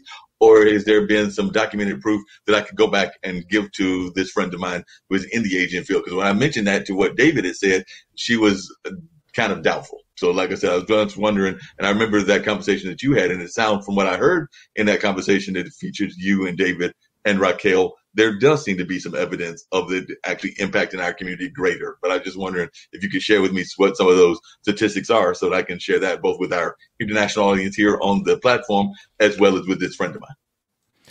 Yeah, so there is evidence, and if you look at the some of the diseases associated with developing Alzheimer's, smoking, we know there's more smoking in the minority community. Diabetes, there's more diabetes in the minority, Hispanic, African American communities. Obesity is a risk factor. There's more obesity in Hispanic and African American communities. Metabolic syndrome, which is a combination of abnormal cholesterol and hypertension, obesity, that's more prevalent in the African American and Hispanic community. So one study I looked at said there's a 2.5 times rate of Alzheimer's in the African American community, and I think it was a 1.5 around there times rate in the Hispanic community. So this is something, because of the risk factors associated with it, that is affecting the Black and brown communities a lot more. It's just that, overall, it's kind of a bias because there's not as many of us overall. Right. So it's not, people don't see it as often because there's just not as many, especially African Americans in a lot of the communities that people live in. So absolutely, it dramatically impacts the minority communities, the Black and brown communities. Wow. And another thing that I know came up when Chadwick Bosewick died and everything was the kind of the impact of our health and the prostates and things of that nature. And I know that one of the things that happens in our community, I'm afraid is going to happen even to some degree with the vaccines that are being promoted out there for COVID and everything, is that there is a severe distrust of the medical profession within the African American community because of some past histories, be that the Tuskegee experiment, be that a number of other things. So we don't always rush to go to the doctors as much as we should. I know I'm guilty of that. I know some friends of mine are guilty of that. No offense to you, Dr. Harris, because I know that you're a great doctor and everything, but I'm just saying that a lot of times we don't go as often as we should go. So I'm just saying, what kind of message would you give to folks to alleviate some of those fears? Because of history, whether that's the Tuskegee experiment, whether that's some of the things that happen in AIDS, whether that's a number of other things, sometimes we're a little bit more leery of things that we should be doing, even in terms of good health. Well, it's what I always tell people. A doctor or physician is a guide. It's not the person who has the answer to all your problems. Always have to be the person who has the answer to all your problems. You have to be the person who decides what you're going to do with your life. And so it's up to you. You can go to a doctor for information, but you have the right to choose to get a second opinion. You have the right to research your treatment options. There's a lot of wealth on the internet from people like myself, Dr. Mark Hyman, Dr. Chris Kresser, all these people who are talking about holistic ways that you can heal yourself. Even my podcast, that was the goal of me starting the podcast, was to give people the right information so that they can make a decision about their health from a place of power. A lot of times in these day and age, we scapegoat. We just say, oh, that doctor did this, that doctor did that doctor just wasn't doing this. I'm like, okay, well, what did you do? Right? If you just went to the doctor, you didn't do enough. So you have to be the steward of your own health, and you are in control of your own body.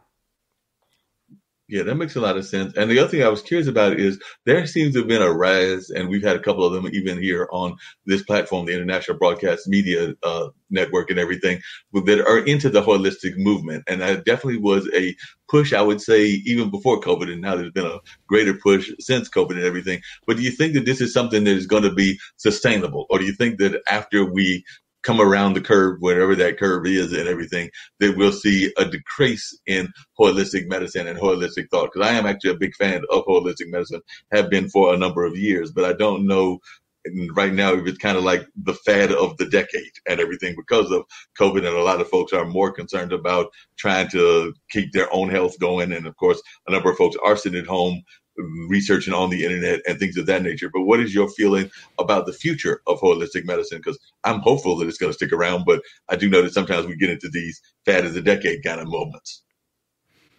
I think it's going to stick. I think there's a lot of distrust in the pharmaceutical industry, and that's rightfully so. They've done a lot of shady practices, a lot of shady behaviors. I think that's another reason the holistic medicine is going to be around. Number two is that people don't want to be on medications. Now, people in their 20s and 30s are seeing, grandma on 16 medications, grandpa on 13 medications. And they're saying, whoa, like, I don't want to be that when I'm that age. I don't want to be disabled and all seeing all the disability and pain. And I think people are starting to realize that they can prevent a lot of that by their behaviors.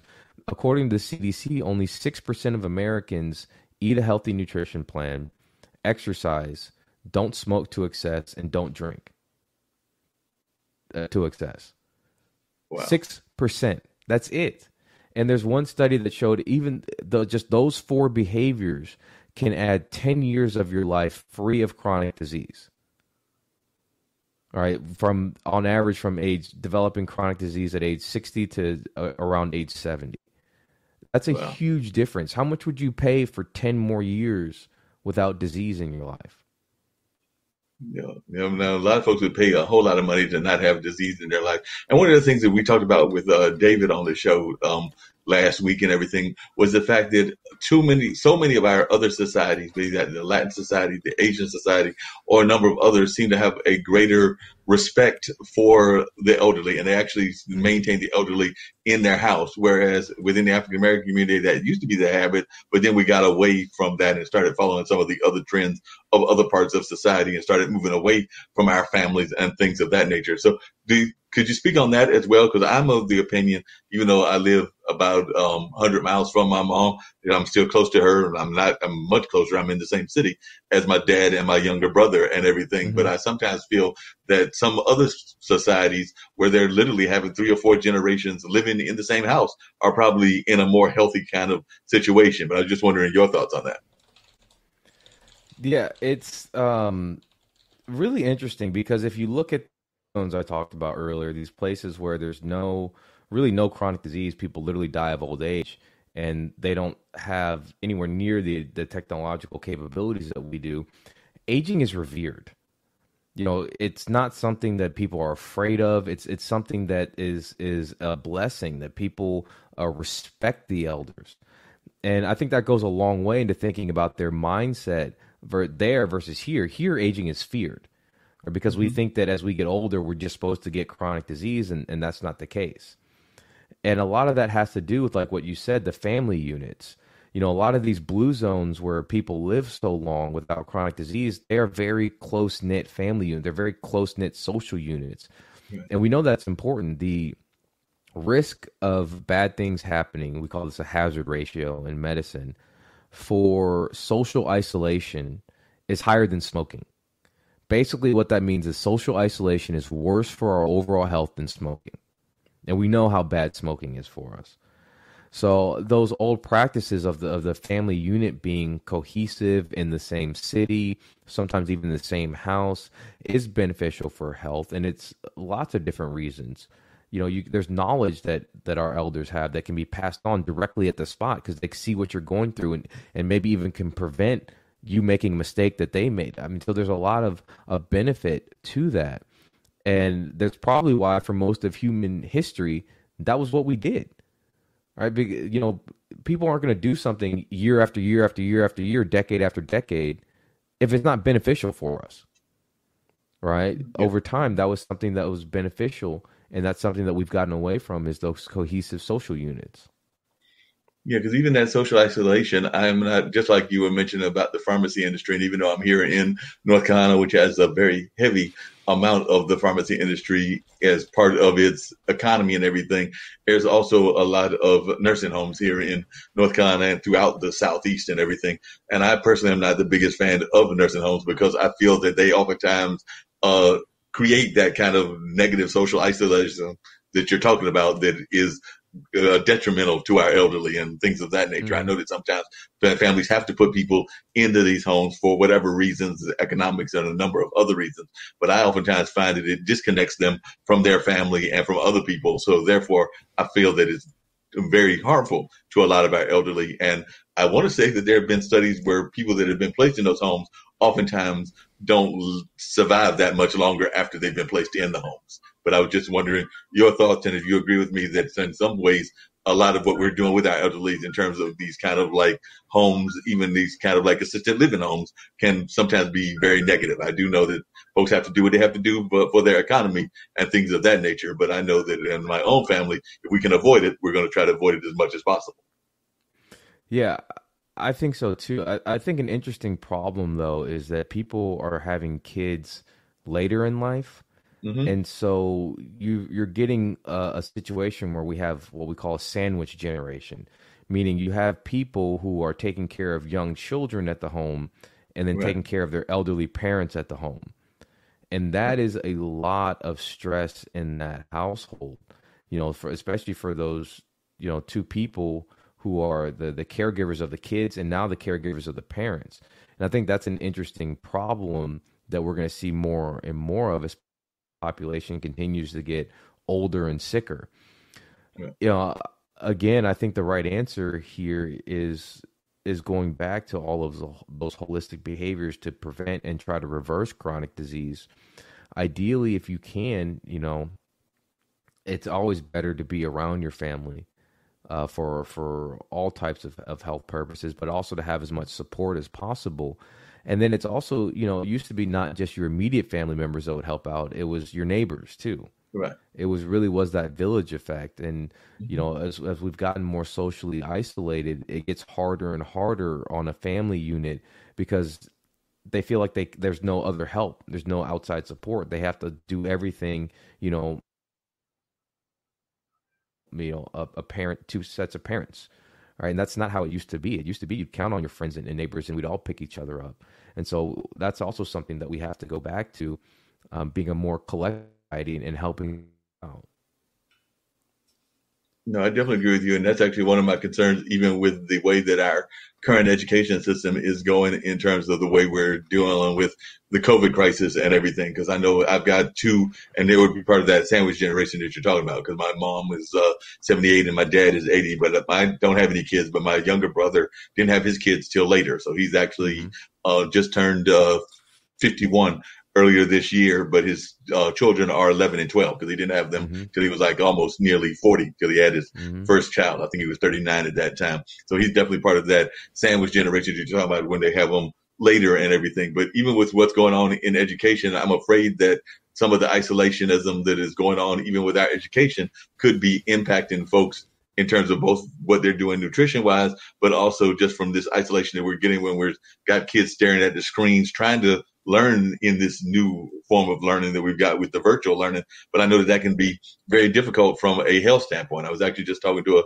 young lady yesterday, and she was telling me that think her child is 9. Her 9-year-old son is about to drive her crazy because she's trying to work her job, and she works in a restaurant, and also trying to keep him focused in what's going on the education factor, because they're trying to do this whole virtual learning situation. And then, of course, also trying to get him some sort of good nutrition. And I know that there are a couple of programs where they're dropping off meals. Like I know there's even a bus earlier in this apartment complex where I'm at where they were dropping off meals that they were trying to keep somewhat nutrition. But even some of those meals that I see dropped off, and I picked up one, I think a couple of weeks ago. I mean, it had like, some definitely some processed food in the sense of like some snack food. There might have been some fruit in there, but then there were some other things that was not the greatest foods that are going on, but they're trying to do it on an economical standpoint because they're trying to feed as many people as possible. And I don't know that they're necessarily following the nutrition standpoint. So I was wondering what your thoughts are about all of what I just said, because I do know that a lot of folks are trying to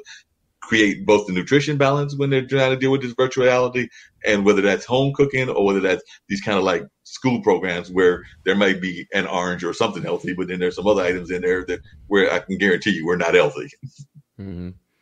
Yeah, it's one of those things where you have to look at things in totality, right? If you want your kid to perform, you have to feed them the food that they need to perform. All right. If you're constantly feeding your kid sugary snacks and things like that, of course they're going to crash. Of course they're going to have symptoms of ADD and things like that. All right. So that's one thing, is that the nutrition you feed your kid, it directly correlates with their performance. It correlates with their behavior. I think it's one of the strongest indicators of violent behavior is the nutrition that people eat. And so that makes a big difference as well in our behavior. So I understand that it's trying to balance, and I understand that you don't have to be perfect. We're not requiring you to be perfect, but these are things that you need to be aware of when we're taking care of our children. What do we really want for our kids? 20% of kids are obese now. 20%, 1 in 5. There's going to be kids in their 30s, who have heart attacks, who have strokes, who have on dialysis, and that's going to regularly be happening. If you've got 1 in 5 who are obese, those 1 in 5 by the time they hit 30 are probably going to have a strokes, heart attacks, dialysis, something like that. So that's a trend that we need to stop, and it all starts with what happens in the home. Yeah.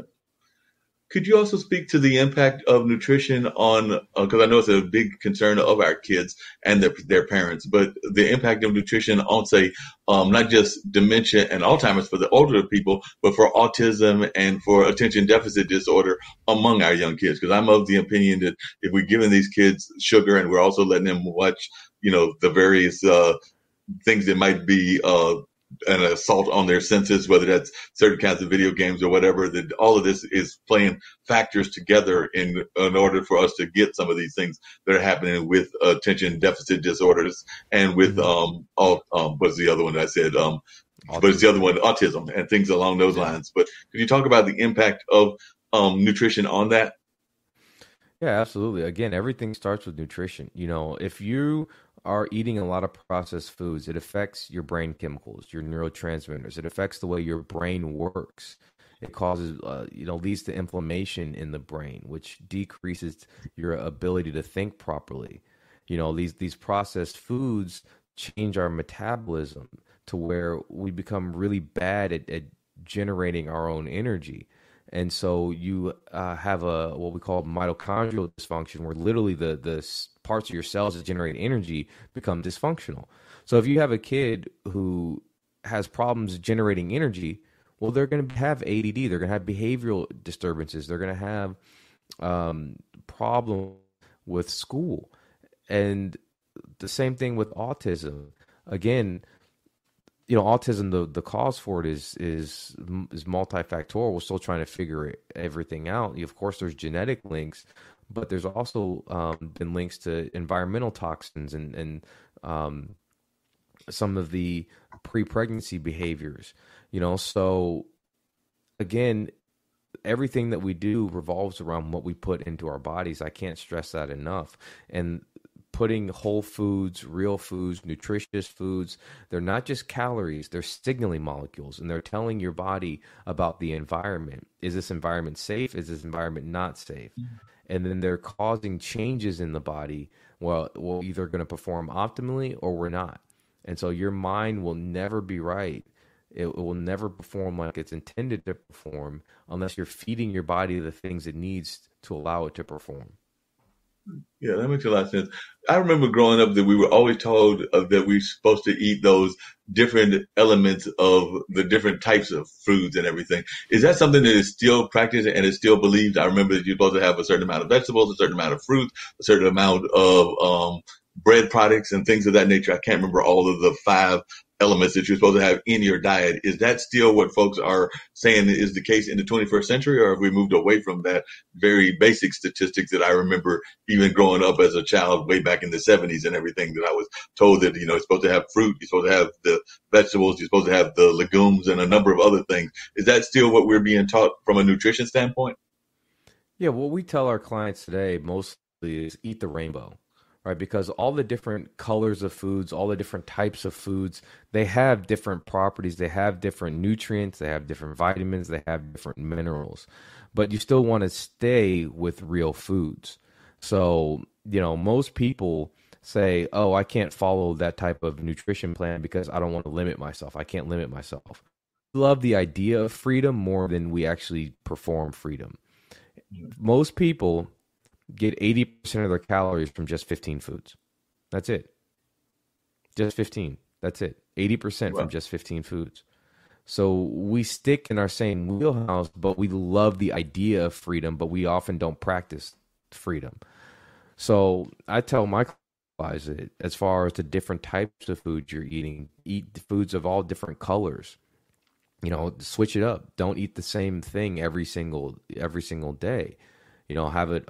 I typically go on a week by week basis. There's some weeks where I eat a lot more cauliflower. Some weeks where I eat more asparagus. Some weeks where I eat more legumes. Some weeks where I eat more whole grains. I just kind of vary it up depending on how I feel that week when I go to the grocery store.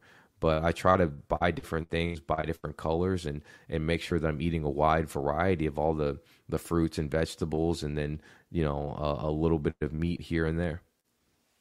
Because one of the things I know is that I'm a fan of certain foods that when I've talked to friends about these foods, sometimes they'll tell me that these foods don't really have all that much nutritional value. And I was just wondering your take on them, but I'm not going to lie. I'm a big fan of cucumbers, which I know is a vegetable made of a lot of water, but it's also got the vegetable element of it. And I'm also a big fan of celery, sometimes with the salt on the celery, just like I like salt on my watermelon. But definitely, is that something but I know when I mention those foods, a lot of times they're like that they don't really have that much nutritional value. But I was wondering your take as a nutritionist. So you have to separate the caloric content of foods from the nutrients in foods.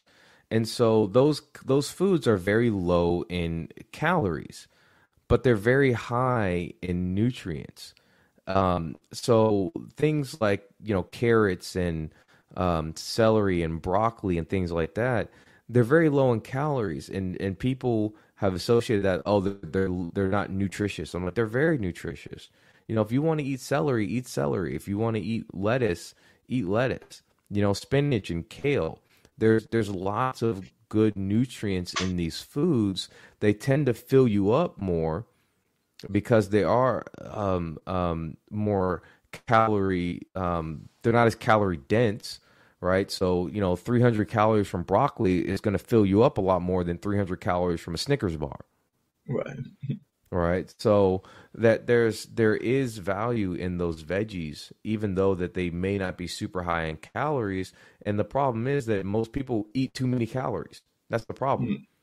So if you want to improve your health, especially if you're overweight, you need to eat less calories. And one of the best ways to do that is switch from the processed high calorie foods to low calorie, more nutritious food in the form of fruits, vegetables, and those type, whole foods. Gotcha. Are there any types of foods that, as we've got folks that are from listening from around the world, are there any types of foods that you think are foods that we should probably stay away from, that we might see in the grocery aisle, and we might be tempted to go toward them, but they're really not all that great for us? Or are you pretty much thinking that most of the foods that we see in the grocery store are pretty much good for us, minus the processed ones, which we've already said are not the greatest ones in the cans and in the boxes? But in terms of the physical foods, are they all safe, or are there foods that we should try to stay away from? It all depends on how much you're eating of them, right? In general, I tell people for fruits, stick to berries. The berries are lower in sugar, higher in fiber, high in really good antioxidants and nutrients. For nuts, I tell people mainly stick to walnuts, pecans, and macadamia nuts. They have the best fat profiles. They're high in protein. For whole grains, stick to actual whole grains like buckwheat, like quinoa, like rye, like barley, like actual oats. Eat those type of whole grains. So there are some nuances there, but you don't have to be that specific if you're just rotating and trying a whole bunch of different things. Then it tends to balance itself out. And in general, of course, eating an apple is better than eating a candy bar. Right, but eating a handful of berries is better than eating an apple. Gotcha.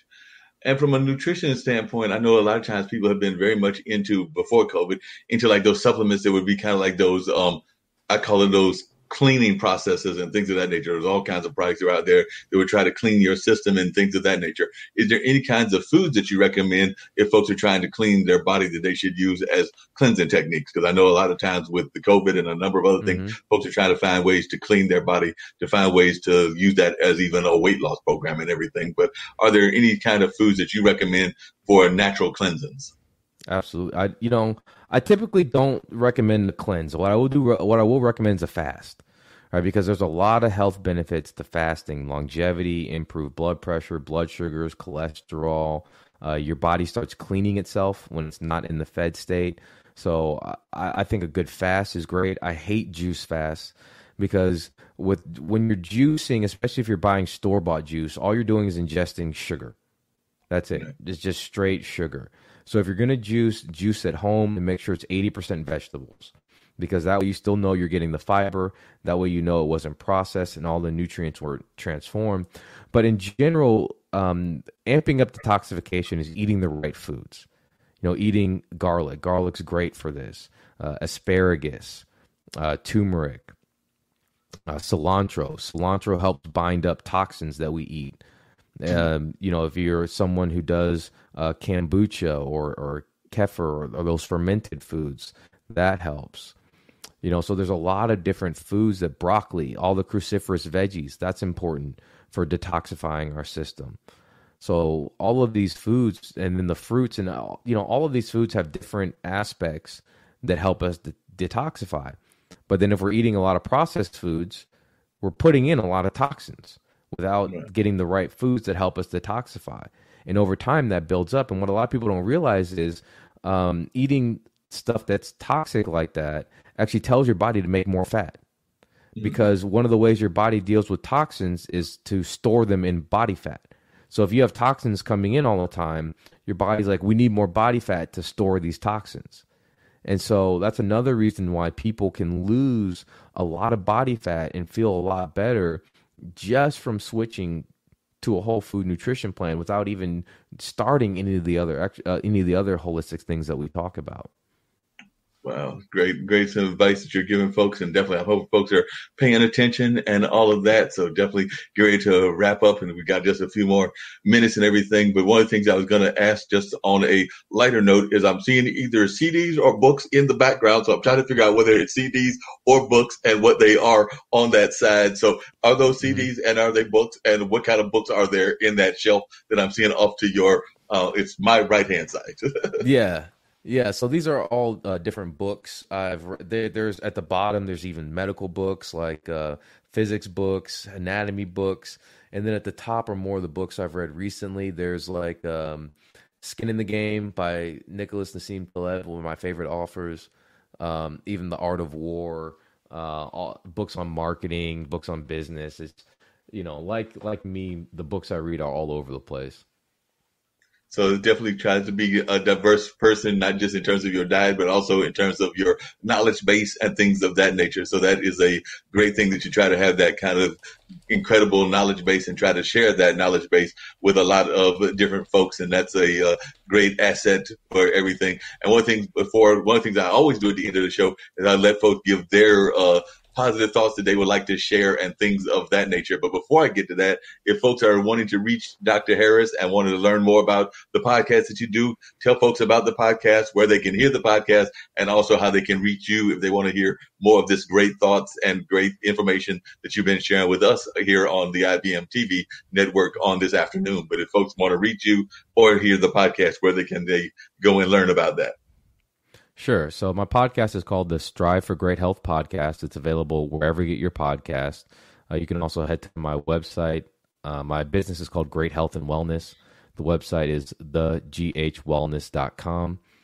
And then I'm pretty active on social media, LinkedIn, just my name, Dr. Richard Harris. And then I'm on Instagram and Twitter at drharrismd.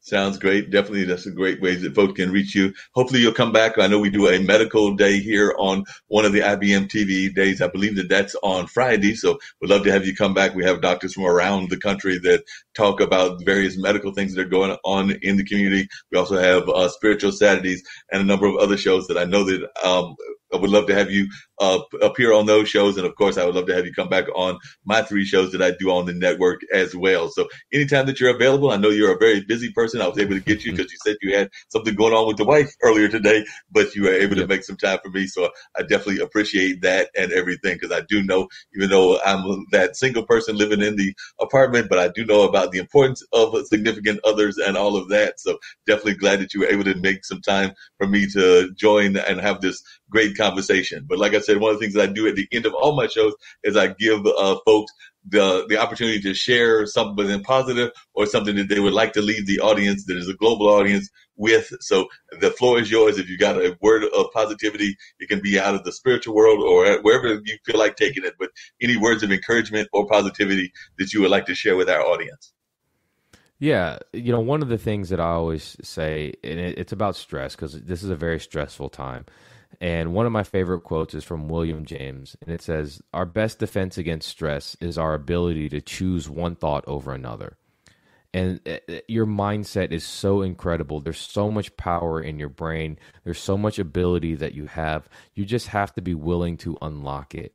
And thinking positive thoughts, seeing the world as a beautiful place, and just realizing that you have so much potential inside of you, and you can change the world just by being trying to be a better person, trying to help others.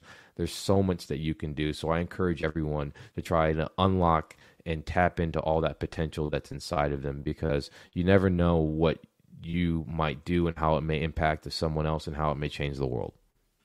No doubt about that. And I agree with you that we have to be the change that we want to be. I know that that's somewhat of a cliche kind of saying, but I definitely agree with you that that's what we have to do, is be the change that we would like to see of the world. And there are definitely some negative things happening in the world, but we can be the ones that make that positive change. I know that I'm going to try to avoid going to the fast food restaurant, but I might still break down and do it later on today, but I'll try to break down and not do it as often, since Dr. Harris has told me that that's not good for my health, and I already knew that. So I'm going to try to do a better job of avoiding the Arby's, the McDonald's, and the Enzos of the world.